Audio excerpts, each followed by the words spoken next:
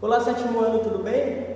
Olha só que interessante, na aula de hoje vamos falar sobre os reis absolutistas. Vamos falar da formação dos Estados Novos e entender as bases que sustentavam o poder daqueles reis. Olha só que eu tenho aqui, uma coroa. Nas próximas aulas presenciais, tenho certeza que vocês vão gostar muito de utilizar essa coroa. Vai dar um gostinho em especial em provar, em saber como era ser um rei lá do século XV, século XVI, entre esse período aí, onde a gente vai falar desses estados absolutistas. Mas antes vamos regressar ao tempo, por volta do século XII até o século XV, para entender como foi que o rei ele consegue centralizar tanto poder nas suas mãos, a ponto de ser amado, a ponto de ser adorado pelos seus súditos. Olha só essa coroa, e o interessante, em cima dela tem uma cruz.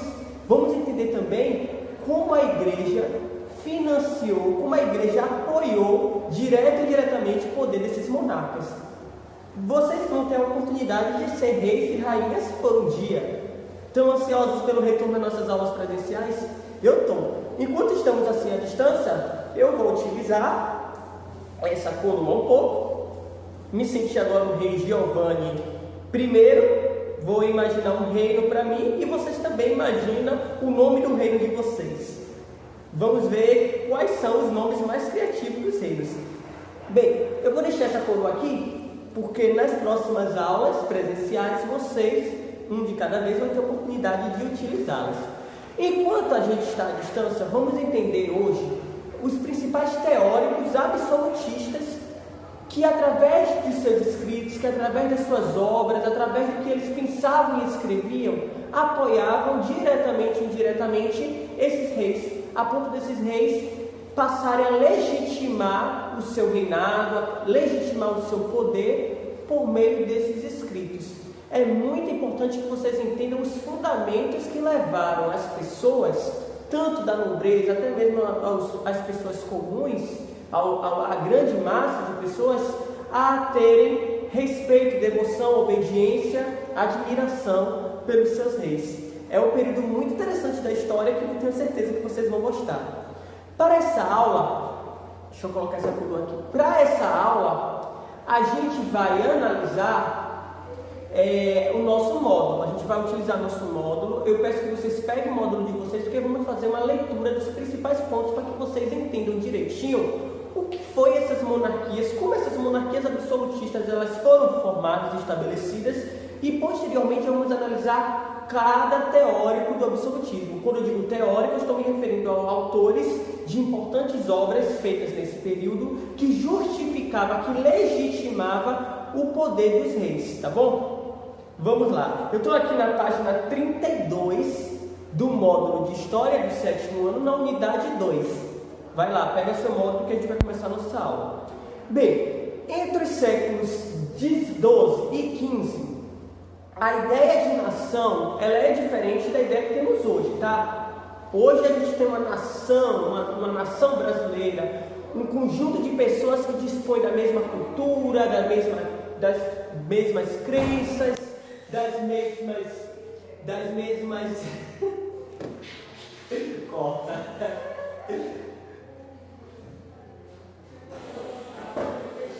Você vai usar? Não.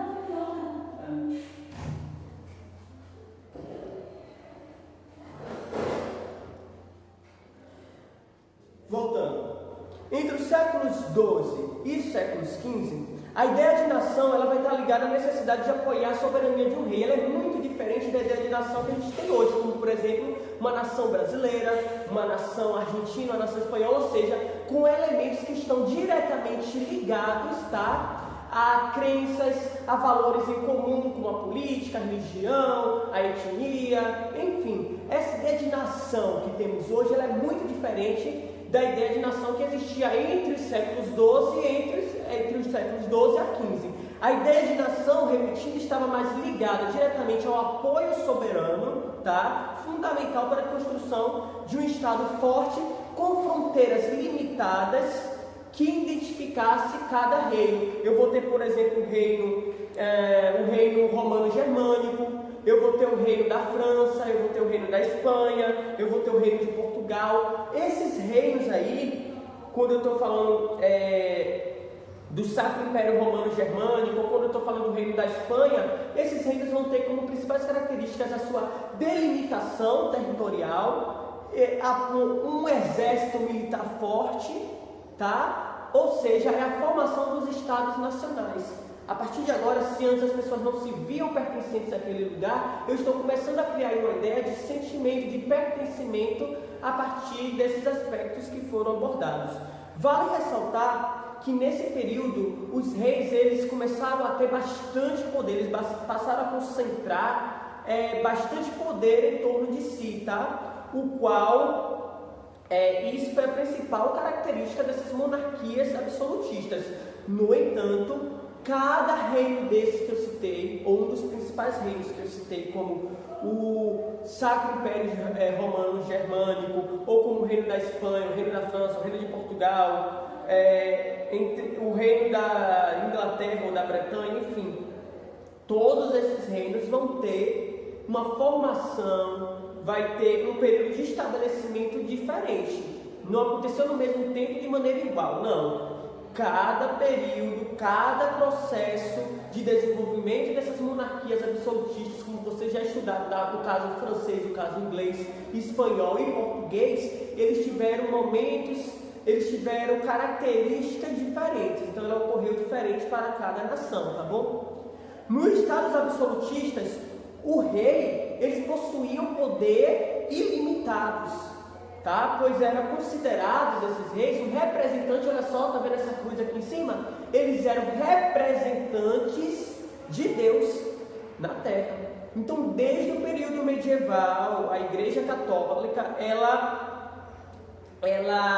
vinha numa crescente no período medieval, onde ela era representante de Deus. Então a Igreja Católica no período medieval tem muito poder, utilizando-se desse discurso de que ela representava o poder de Deus aqui na Terra. No entanto, depois da Idade Média, no período moderno, com a formação desses estados nacionais, eu vou ter uma mudança de pensamento.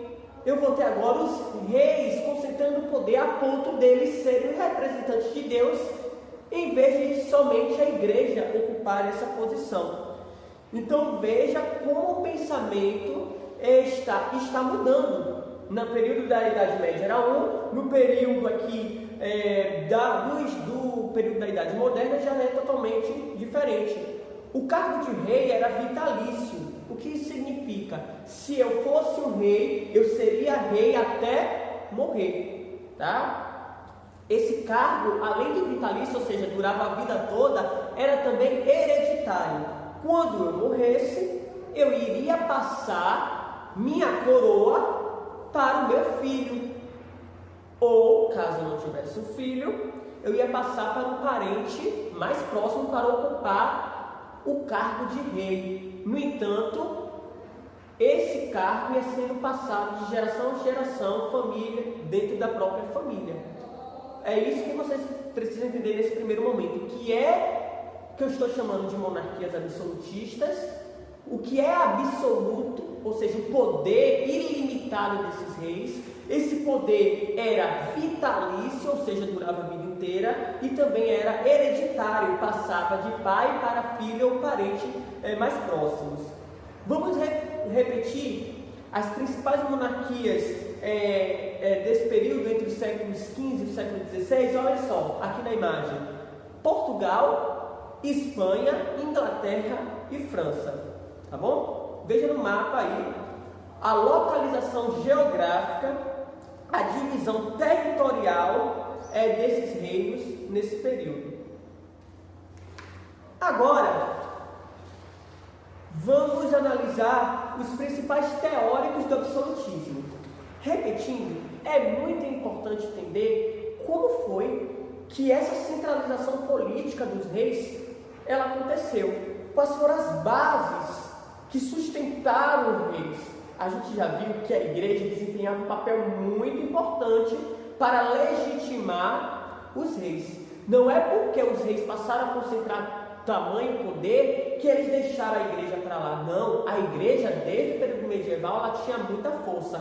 Agora ela tem um outro personagem político para disputar poder, que é os reis. Na maioria das vezes, a igreja se junta aos reis e os reis se juntam à igreja, formando uma união, tá? É muito importante que a gente entenda isso para a gente analisar as alianças que os reis fazem, principalmente com a igreja. Era a igreja que dava suporte, a igreja ela tinha muita influência na vida das pessoas. Então, se a igreja dizia, se o Papa dizia que o rei era o representante de Deus, as pessoas iam obedecer. Porque não obedecer o rei era o mesmo que não obedecer a Deus, o que para aquela sociedade muito religiosa era praticamente um sacrilégio, uma heresia fazer isso.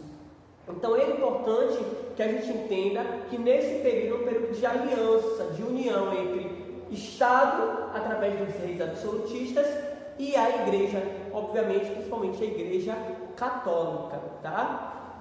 Vamos, ao analisar esses teóricos absolutistas, fazer as devidas comparações, tá? Analisar que nem todos os teóricos absolutistas, eles compactuavam na mesma ideia, nem todos concordavam 100% no que o outro dizia. Então, é importante a gente fazer essa análise comparativa das interpretações, tá? Para que a gente possa entender o movimento que está acontecendo naquele período histórico. Vamos lá? Bem, diversos autores, e aí eu estou na página 34 da unidade 2 do livro de História do 7º ano, debaixo do tópico Os Teóricos do Absolutismo. Diversos autores escreveram obras e tratados com o objetivo de justificar e legitimar o poder daqueles monarcas. O primeiro que aparece aqui na imagem, deixa eu tirar essa coroa aqui. O primeiro que está aparecendo aqui na imagem é o Jean Bodin. O Jean Bodin, ele desenvolveu uma teoria interessante que a gente precisa entender. Observe que ele nasceu em 1530 e viveu até 1596, ou seja, no século XVI, período do estabelecimento, período da centralização desses estados nacionais. Esse autor, esse teórico, por exemplo, ele desenvolveu a teoria da soberania do Estado. Ele dizia que a autoridade do monarca, ou seja, a autoridade do rei, era concedida por Deus. Está lembrado do que eu falei? Que a ideia de que o rei era representante de Deus na terra influenciava a vida das pessoas a ponto delas passarem a obedecer ao rei, achando que estava também obedecendo a Deus. Então esse teórico defendia que a soberania do Estado, a soberania do rei, era concedida por Deus, cabendo aos súditos apenas a obediência pacífica. Isso de uma certa forma, volta aqui para mim, isso de uma certa forma é muito interessante para o rei. Observe, você vai ter súditos que vão a partir de agora te obedecer, porque acham que ao obedecer você é o mesmo que estivesse obedecendo a Deus. Então, numa sociedade muito religiosa, aquela ideia, aquele discurso, essa teoria veio a unir o útil ao agradável. O rei passou a gostar muito. Imagine como os reis não gostavam muito de ler o que Jean Bodin, por exemplo, escrevia, porque ele estava escrevendo aquilo que os reis gostariam de ouvir. Imagine, não ia ter mais problema, por assim dizer, de um rei com a sua população, porque agora aqueles súditos iriam obedecer, segundo a teoria aqui, de uma forma pacífica ao rei. O segundo que a gente vai analisar, o segundo teórico, é o Thomas Hobbes. Thomas Hobbes ele nasceu em 1588 e viveu até 1679, e ele tem uma obra muito conhecida chamada Leviatã, que está aparecendo aqui agora, na imagem que vocês estão vendo. E o Thomas Hobbes, ele defendeu que no estado de natureza, originalmente, os homens, eles já nasciam ruins. Os homens já nasceram com características de sobrevivência, incluindo, por exemplo, a vingança, incluindo a necessidade e desejo de guerrear com o outro, o que poderia ser muito prejudicial na tentativa de manter uma unidade, por exemplo, do Estado. Então, Thomas Hobbes dizia que o ser humano, ele já nascia, ele já carregava em si os instintos muito animalescos, por assim dizer, a ponto de guerrear um com o outro, a ponto de ter um caos, uma desordem. Por fim, nesse estado de violência, que o homem vivia, isso era muito prejudicial a ponto de colocar em risco até mesmo a própria existência humana. Thomas Hobbes dizia que o homem deveria renunciar ao direito que ele tinha de tomar as suas decisões, na maioria das vezes resultava em guerras, em violência, renunciasse essa sua liberdade de escolha e passasse a depositar esse direito que você tinha em uma pessoa específica. A partir daquele momento seria uma pessoa específica que iria intervir por você. Você não teria mais autoridade, direito, autonomia para resolver os seus próprios problemas, por assim dizer. Por quê? Porque para Thomas Hobbes, o homem estava viciado com uma série de características ruins que só gerava guerra e violência. Cabia a uma pessoa específica ter a soberania para resolver as questões. Então, se alguém, por exemplo, pisasse no meu pé, eu não poderia me vingar da forma que eu quisesse. Uma outra pessoa iria intervir por mim. Quem seria essa pessoa naquele período? É isso aí, você já mataram a charada. Thomas Hobbes defendia que a soberania deveria ser concedida a uma pessoa específica, no caso o rei, e essa pessoa, no caso esse rei, passaria a ter poder para definir, decidir as coisas. Então observe, eu vou trocar a minha liberdade por uma sensação de segurança que o rei vai me proporcionar, que o Estado vai me proporcionar. Então, o rei era a expressão máxima desse Estado. Sua autoridade não era concedida por Deus, se a gente for analisar por esse aspecto. Era concedida pelas próprias pessoas, era concedida pela vontade popular. A soberania que o rei tinha vinha das pessoas. Nesse caso aí, defendido por Thomas Hobbes. Porque é lógico, as pessoas estão agora renunciando à sua liberdade de escolha, o seu direito de fazer o que bem entender, está agora dizendo, olha, agora é o rei que vai decidir por mim. Ou seja, o rei só está ali porque eu quero. Já o outro teórico anterior conseguiram fazer agora a diferenciação entre o que o Jean Bodin e o que o Thomas Hobbes estão dizendo. Jean Bodin dizia que a soberania do rei vinha de Deus. Thomas Hobbes está dizendo isso, ó. Não. A autoridade do rei está vindo do povo, estão vindo dos súditos, estão vindo da população, porque é eles que estão colocando, é eles que estão encarregando o rei de tomar as decisões. Isso é muito interessante, porque agora a gente já conseguiu ver que, embora dois teóricos, o Jean Bodin e o Thomas Hobbes, estejam falando sobre as monarquias absolutistas, estejam de uma certa forma legitimando o poder do rei, eles estão fazendo isso de formas diferentes. Um, acreditando o poder dos reis à divindade, a Deus, e o outro, acreditando o poder dos reis à população. Então, se vocês conseguirem entender isso, vocês estão no caminho certo. Parabéns. Outro teórico do absolutismo foi o cardeal e orador da corte de Luís XIV, rei da França, o Jacques Bossuet. Ele escreveu um livro chamado A Política Inspirada nas Sagradas Escrituras. Já dá para ver que ele vai partir para a ideia do direito divino, ou seja, que o rei era também representante de Deus e, como tal, apenas ele era responsável por tudo que acontecia perante Deus. Então, o rei, ele basicamente poderia fazer o que ele quisesse e o rei deveria prestar contas apenas a Deus, porque Deus se colocou ele ali, ele é representante de Deus. Então, os atos, eles vão ter que prestar contas apenas a Deus.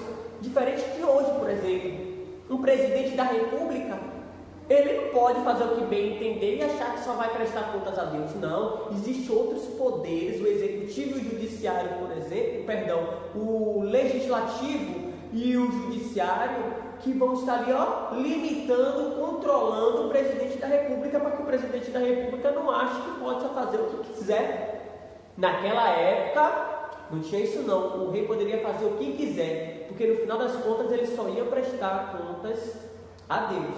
É isso que defende o Jacques Bossuet. a gente tem essa ideia do Jacques Bossuet muito mais próxima à ideia do primeiro teórico que a gente analisou, que foi o Jean Bodin, do que, por exemplo, com o Thomas Hobbes. Porque tanto Jean Bodin como o Jacques Bossuet estão defendendo o direito divino.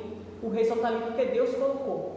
Já o Thomas Hobbes disse que não. O rei está ali porque o povo, a população, havia lhe dado esse direito. Vamos agora para o quarto teórico do absolutismo. Olha só quem apareceu aqui, ele mesmo, Nicolau Maquiavel. Vocês já devem ter ouvido falar sobre ele. Tanto é que tem aquela palavra, né? Maquiavélico, uma pessoa má. Será que vem daí? Não vale a pena pesquisar, não é verdade? Olha só, Nicolau Maquiavel, que aparece aqui na imagem, ele viveu em 1469 a 1627. Então ele viveu no período também, assim como os outros três teóricos que analisamos, ele viveu no período das monarquias absolutistas. Estava escrevendo para os reis, né? Obviamente. Vamos lá. Maquiavel é considerado o pai da ciência política e ele tem uma das obras que a maioria das pessoas conhece, uma das principais obras, assim como a gente conhece o Leviatã de Thomas Hobbes, a maioria das pessoas conhece a obra de Nicolau Maquiavel chamada O Príncipe. Em O Príncipe, Nicolau Maquiavel registrou suas preocupações, tá? Sua preocupação com o estabelecimento com o esfalecimento da Itália. Ele era um teórico absolutista que viveu naquele lugar na Itália, e ele estava preocupado com as disputas que existiam entre as regiões italianas, ali na Península Itálica, vários reinos, tá, que existiam naquela região, que de certa forma levavam a uma fragmentação política, um esfalecimento das monarquias ali presentes. Então ele está muito preocupado com essa situação, e aí ele passa a desenvolver uma série de ideias relacionadas à centralização política, na tentativa de controlar as guerras civis que existiam naquele lugar e unir politicamente uma centralização política daquelas regiões. Nicolau Maquiavel vai defender que o governante, ou o príncipe, daí o título da obra dele, deveria concentrar em si todos os poderes, tá? Independente de qual método utilizasse. Existia aí, na ideia de Maquiavel, uma separação entre ética, que vocês já terem estudado na matéria da professora Nádia de Sociologia. Existia uma separação entre ética e política. O rei poderia fazer o que quiser para manter o poder, ele deveria, na verdade, fazer o que estivesse ao seu alcance, independente se fosse moral ou imoral, se fosse ético ou não, para se manter no poder. Por essa lógica, Maquiavel defendia que os interesses do Estado deveriam estar sempre em primeiro lugar, tá? Não deveriam ser subordinados nem limitados pela ética. Estão lembrados do que é ética? Observe essa palavra aqui, ética. Conjunto de regras e valores morais que orientam o comportamento humano em sociedade. Então Maquiavel ele não está preocupado com a ética, com os valores que nós hoje dispõemos, como por exemplo, a gente sabe o que é errado, mentir, roubar, trapacear. Maquiavel não quer nem saber. Maquiavel está defendendo que o rei pode mentir, roubar, matar, sequestrar, tudo para manter o seu poder. Ele entende que o Estado não deveria estar subordinado e limitado pela ética, que deve servir apenas para as relações humanas. Em sua obra, O Príncipe, ele formula a ideia de que a ética e a política elas não se misturam. Ou seja, ao governar, um rei ele deve defender os seus interesses, tá? Os interesses dele, consequentemente, os interesses do Estado, tomando decisões mesmo sem levar em conta a ordem ética que a gente acabou de analisar. Desse modo, Maquiavel está dizendo que o rei, repetindo, poderia mentir, trair, dar benefícios, lavar a mão de um para ter a sua molhada também, para ter a sua lavada, molhar a mão de um para ter a sua molhada, corromper, prejudicar as pessoas para quem se considerasse ser importante, tá? A prosperidade e a segurança do Estado. Então Maquiavel está dizendo que o rei tem que fazer de tudo. Hoje em dia, o presidente não pode utilizar, por exemplo, dessas práticas, um governador, um prefeito, um vereador, qualquer agente público, né? Ele não pode utilizar desses meios de qualquer coisa para se manter no poder. Hoje em dia existem regras, existem punições. Naquela época dos reis absolutos, eles achavam que poderiam fazer o que quiser. Então, quando o rei pegava esses escritos de Maquiavel, para ele estava perfeito.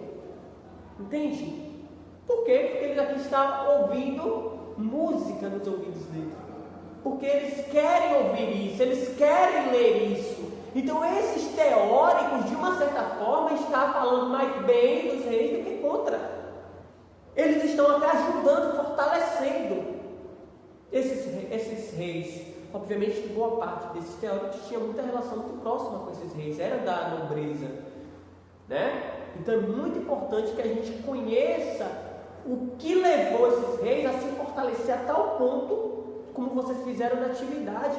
As pessoas, o modo de vida das pessoas girava em torno do rei, tanto é que Luís XIV dizia que ele era o rei Sol. Tudo girava em torno dele. Vocês viram o Palácio de Versalhes na última aula, como era imponente, como a figura do rei era celebrada. Vocês estão lembrados de como era o quarto de uma rainha e o quarto do rei? Vocês assistiram isso na aula anterior. Existia até mesmo vários bancos para que as pessoas assistissem os reis acordando, os reis trocando de roupa, os reis indo dormir. É tudo, até mesmo o horário girava em torno do rei. Então, para que vocês entendam o processo que levou à formação desses estados nacionais absolutistas, o que levou esses reis a terem tal poder. Uma das coisas, além da aliança com a igreja, são os teóricos absolutistas. A aula de hoje foi super tranquila, não foi? Agora a gente vai fazer nossas atividades, tá bom?